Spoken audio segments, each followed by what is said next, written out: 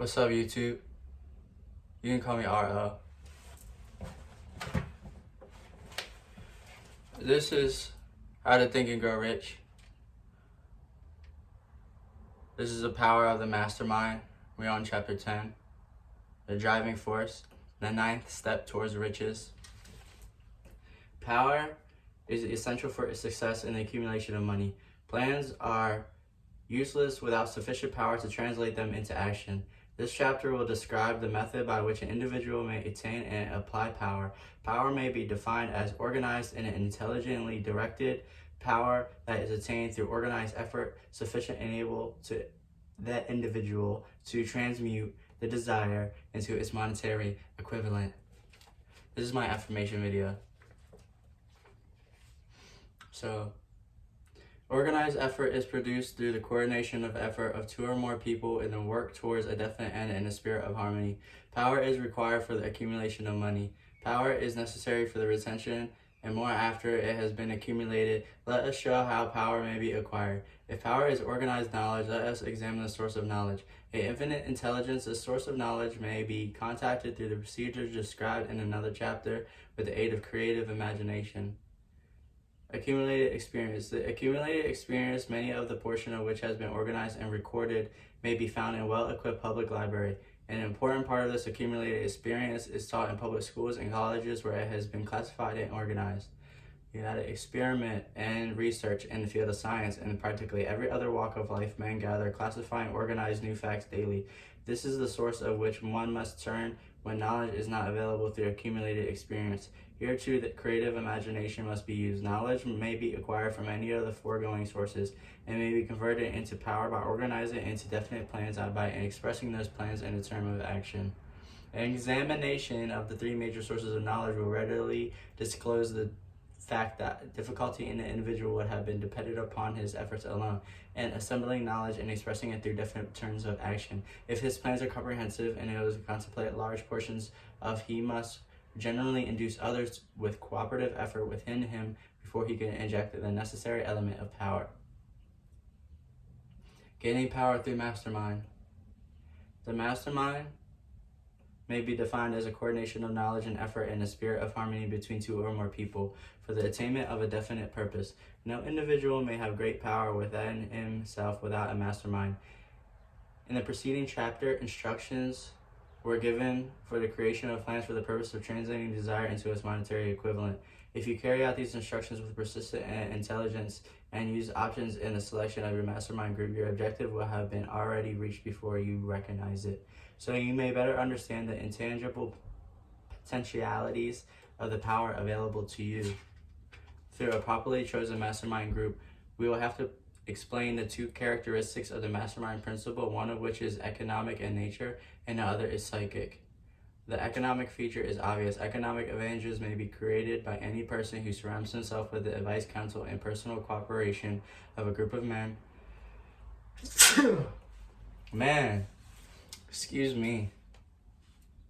Group of men who are willing to lead him wholeheartedly in the spirit of harmony. If I sneeze one more time. This form of cooperation alliance has been the basis of nearly every great fortune. You understand this, of course, is the great truth, and it may definitely determine your financial status. The psychic phases of the mastermind principle is much more an abstract, more difficult to comprehend because it is in reference to the spiritual forces with which human races as a whole is not well acquainted.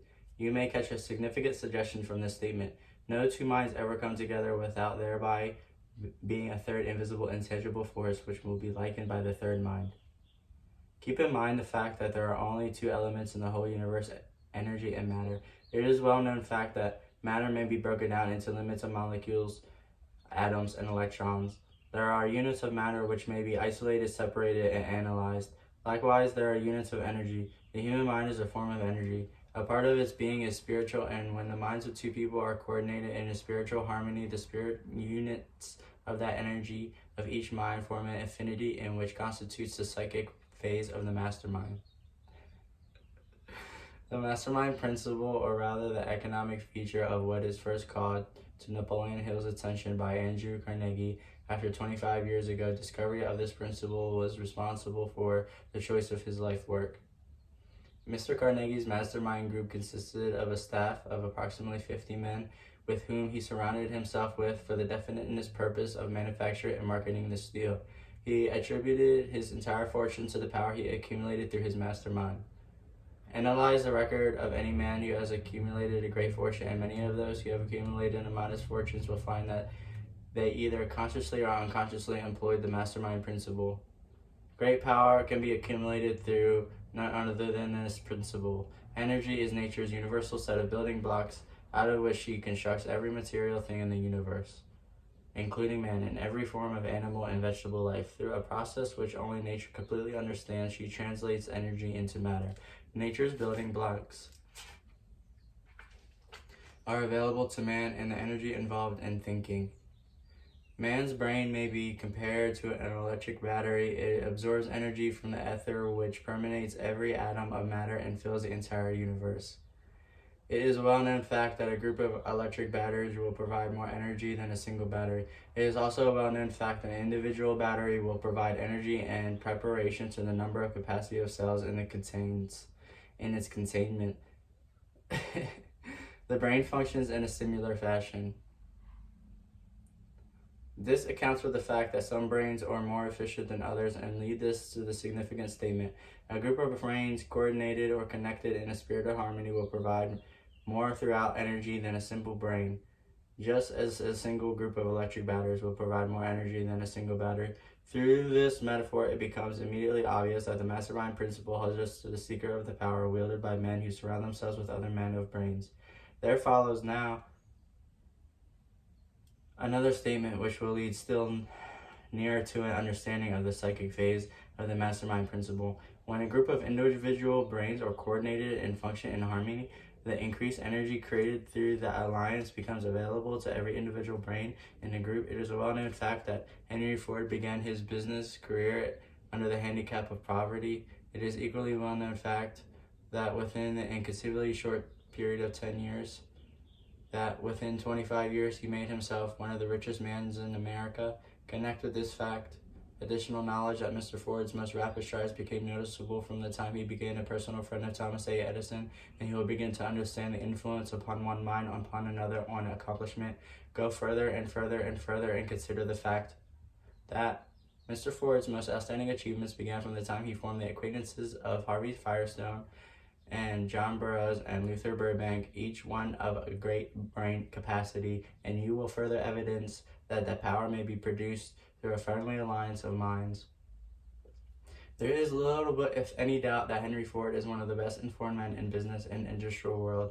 The question of this wealth needs no discussion. Analyze Mr. Ford's intimate personal friends, same whom have already been mentioned, and you will be prepared to understand the following statement. Men take on the nature and the habits and the power of thought of those whom they associate in spirit of harmony with. Sympathy and harmony. Henry Ford's poverty, by allying himself with great minds through vibrations of thought he absorbed into his own mind.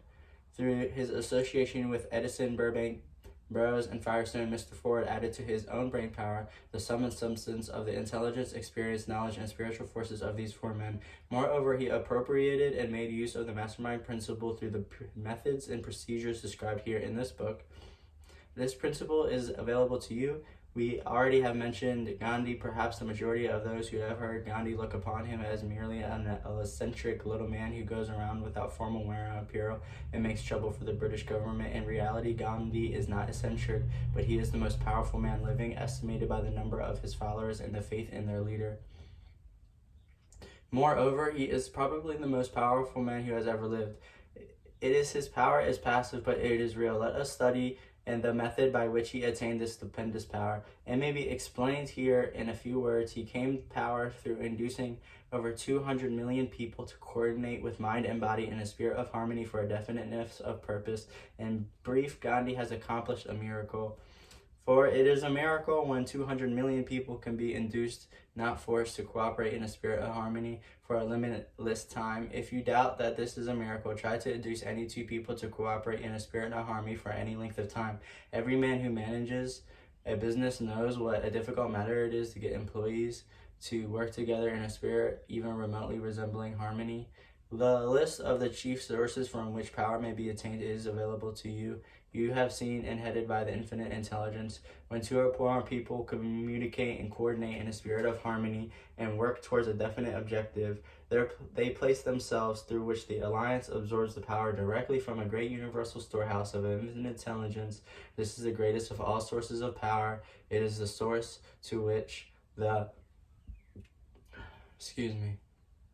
It is the source to which the genius turns. It is the source to which every great leader turns, whether he may be conscious of the fact or not. The other two major sources from which the knowledge necessary for the accumulation of power may be attained, no more reliable than the five senses of man. The senses are not always reliable. Infinite intelligence does not err. In other chapters, the methods by which infinite intelligence may be readily contacted will be adequately described. This is not a course of religion. No fundamental principle described in this book should be interpreted or intended to interfere either directly or indirectly with any man's religions or habits. This book has been confined exclusively to instructing the reader on how to transmute the definite purpose of desire for its money into its monetary equivalent. Read, think, and meditate as you read. Soon, the entire subject will unfold to you, and you will see in perspective. You are now seeing the detail of the individual chapters. Money is shy and elusive as old-time maiden. It must be wooed and won by methods not unlike those used by the determined lover in pursuit of the girl of his choice. And, coincidental as it is, the power is used in wooing of money is not greatly different from used in wooing the maiden. That power, when successfully used in the pursuit of money, must be mixed with faith. It must be mixed with desire. It must be mixed with persistence. It must be applied through a plan, and that plan must be set into action. When money comes in quantities known as the big money, it flows to one who accumulates as easily as water flows downhill.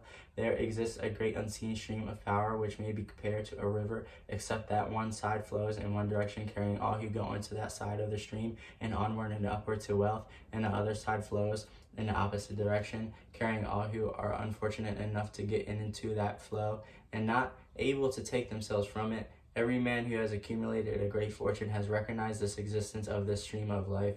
It consists of one's thinking process, the process of positive emotions of thought form of the stream which carries one to fortune. The opposite emotions from the side which carries one the opposite way. This carries a thought of stupendous importance. The person who is following this book with the object of accumulating a fortune, it can serve you only through application and use. Merely reading and passing judgment on it, either one way or another, will in no way benefit you. The millions who may need help to stay on the positive side of the stream, this book was written especially for those millions. Poverty and riches often change places. The crash taught the world this truth, although the world will not long remember the lesson. When riches take the place of poverty, the change is usually brought about through well-conceived and carefully executed plans. Poverty needs no plan. It needs no one to aid it because it is bold and ruthless. Riches are shy and timid. They have to be attractive. Anybody can wish for riches, and most people do, but only a few people know that it takes a definite plan plus a burning desire for wealth and a dependable means of accumulating that wealth. That was power. I think I gotta sneeze. I have to sneeze. No, I don't have to sneeze. That was Power of the Mastermind. That was chapter 10. Power of the Mastermind. The 9th step towards riches. The driving force. You can call me RL. I rate it here. How to Think and Grow Rich, or Think and Grow Rich by Napoleon Hill. And thanks.